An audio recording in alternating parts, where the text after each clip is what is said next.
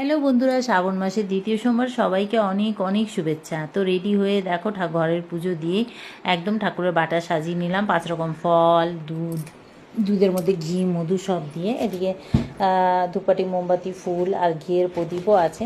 তো রেডি করে একদম চলে এলাম মন্দিরে। তো আজকে আমার সাথে মন্দিরে ছেলে গেছে, ছোটো ছেলে। তো ছোটো ছেলে আর আমি মন্দিরে চলে এলাম। ছেলে আগের বারে যেতে পারিনি বলে, এসেই তো দেখছি এখানে লাইন পড়েছে, ভিড় আছে প্রচুর।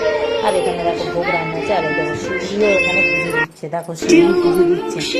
তো যাই হোক, এখানে আমরা লাইনে দাঁড়িয়ে আছি। তারপরে ঢুকলাম ভেতরে, মা আর ছেলে মিলে খুব শান্তিভাবে ভালোভাবে একদম পুজো দিলাম।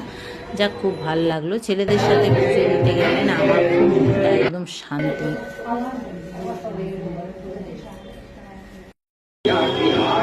वो भाव तुम ये सोच लो, वो दया का भाव